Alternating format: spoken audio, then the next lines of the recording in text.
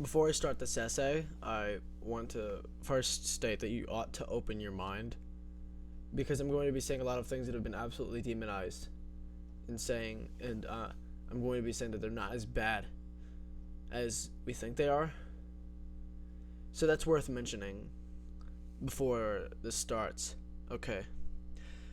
Death is a good thing. Society's demonization of suicide, man's built-in social suggestibility, and the institution of society setting itself up to force man to work in of itself is a manipulative relationship in which society enslaves people. This wouldn't be a bad thing unless this thing didn't keep man being enslaved with the crack of the mental whip known as guilt. This persists a pointless cycle of suffering that leads man nowhere desirable other than more work. From the moment you're born, your whole life is explained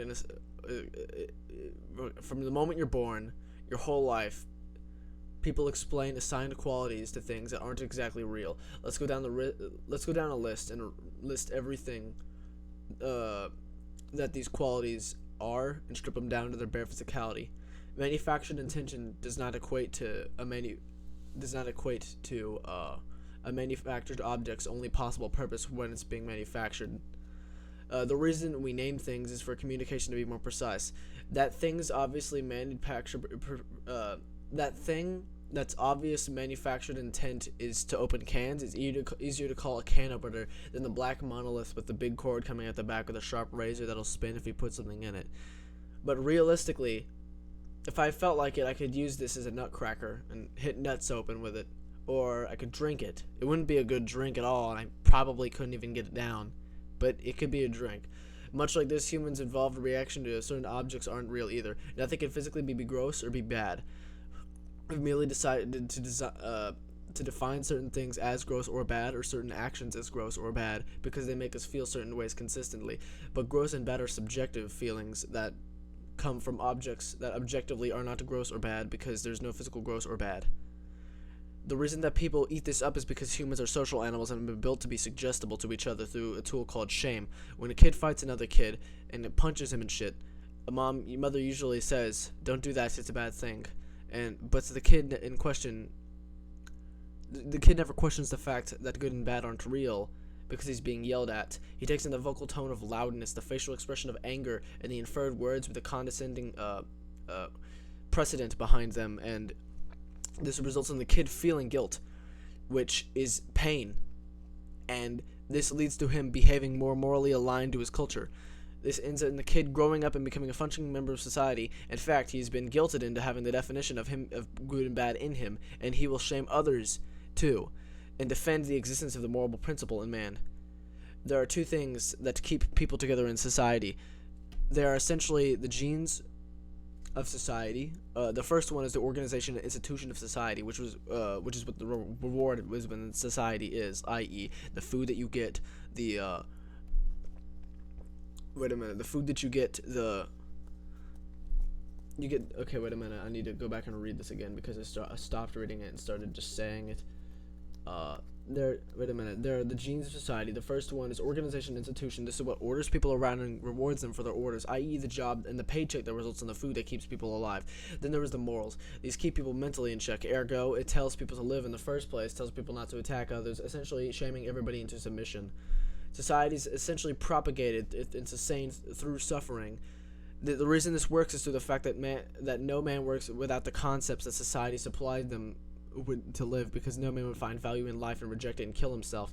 It is merely that one whose genes breed and whose culture thrives and whose culture has members born with it, with suggestibility designed to them, i.e., if your society only exists if it has the means necessary to make man have to exist. Wait a minute. We can look at outside of the context of society and realize the reason that we feel the need to do anything is through suffering. I wouldn't be posting this if I didn't have the deprivation that I pointlessly yet still instinctually feel that makes me will to express myself. I wouldn't be eating if my body didn't make me feel the hunger. I wouldn't be avoiding sharp objects if my body didn't make me I wouldn't be avoiding sharp objects if my body didn't make me feel pain when they lacerated my skin. We are designed to suffer. Society's response to thinking like this usually involves some form of bigotedness, stubbornness, or insolence, or belligerency. When people with morals are confronted with information that proves their values to be metaphysical and pointless, we freak out and denounce that information. We say the messenger has some sort of irrelevant, metaphysical, societally defined as undesirable quality, and then attempt to get their message as censored as possible. We even sometimes diagnose with ailments that make them seem more uncredible, like mental illnesses. This is society at work in defending its existence. The reason we ever felt the need to demonize queerness, which is worth mentioning, I'm a homosexual in a homosexual relationship, is to maintain homogeny. People who aren't homogenous do not think similarly and thus argue. This is the average person who is aggressive and stupid. Wait a minute. The average person is aggressive and stupid, and they just fight and get nothing done. There's also an easy list to make on why certain things would be demonized. Xenophobia is demonized because foreigners do not always culturally align with the status quo of the area. Homophobia and pedophobia exist because it's dedicating a lot of time to an unproductive relationship that doesn't yield children or propagate society. Ephebiophobia exists because children haven't been fully coerced into upholding the values that their society is based on. Psychophobia exists because if the mentally ill were to breed, it would cause the collapse of society. Plus, they are inherently impaired at the idea of fitting in with society and being coerced into its values.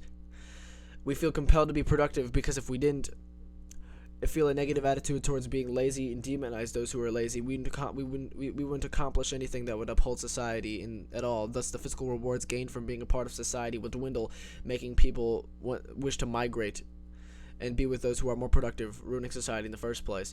If societies didn't have the societies used to have the demonization of recreation itself, because recreation is dedicating time to something that isn't productive. Gender stereotypes exist because it's a consistent method for a family, and thus where a child is raised, a consistent method for a family to work, and thus a child is raised in. These are all justified through assortment of lies and socially defined as negative qualities that aren't actually ailing at all. Homophobia and transphobia are justified through labeling homos and trans people as unnatural and correlating them with mental illness. Being natural is not a requirement at all, and usually the mental illnesses they align with it aren't really that physically ailing, unless they're put into a social situation.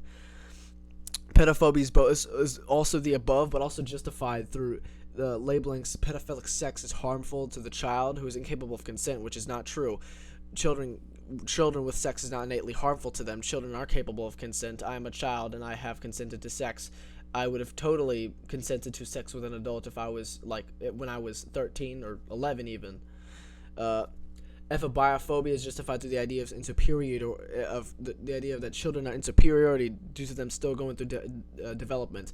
This is also saying that they haven't had enough experience they haven't had enough experience or to make an informed and rational decision.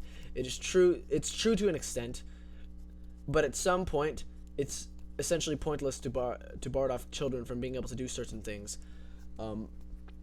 Psychophobia and xenophobia are usually justified also through labeling them as mentally insuperior, violent, and incapable of making their own decisions as well, which xenophobia not so much as incapable of making their own decisions, but they do usually label them and stereotype them through having different values. And of course, foreigners are also labeled as having different values, and in of itself they are made fun of for that. Like Chinese people are made fun of for not eating dogs, for eating dogs. Indian people are made fun of for abstaining from eating meat, from eating beef. Japan has also been mocked a lot for its tolerance for pornography, for pubescent pornography featuring pubescent adolescent children. To a point, though, to be fair, with mentally ill people, it also can be absolutely ailing them from being able to make any informed amount of decision. But to be fair, no decision is really harmful. Although within society, there are decisions that you can make that would absolutely make you not be able to progress or have the nice things that other people have.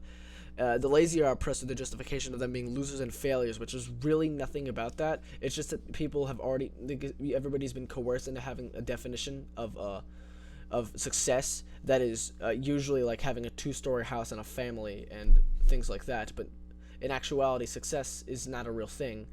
It's just living the way you want to, and if that's the way you want to live, then there's nothing wrong about that. It's just that they get mad at it. Additionally, there are many things that in fact do obstruct society from functioning, such as harming other individuals, destroying property, and being a criminal, that have been demonized. Humans are also guilted into not doing these actions, plus they are built in to feel the guilt, like seeing sad or distressed faces or screaming. This is meant to keep humans from doing such things in the first place, but there's nothing inherently wrong about being a criminal anyway. In fact, I would say that being a criminal, I wouldn't exactly care based off of what the crime that you were doing, although I don't want to commit crimes at all.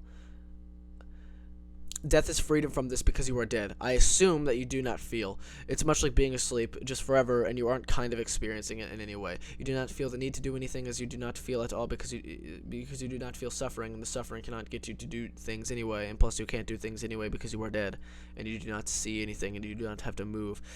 Society merely doesn't want you to take your life because if it allowed you to, it wouldn't work because everybody would kill themselves, because if nobody saw value in anything, then we would all die.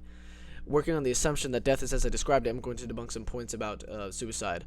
There's nothing innately special about being alive. You're not obligated to live because you are alive. There's nothing special about a living being whatsoever. It is not a waste to die. There's nothing wrong about littering your life at all. It is not better to be alive than to be dead, because being alive is something and being dead is nothing. That doesn't matter. It's a misconception that life is coerced onto you through the idea of value.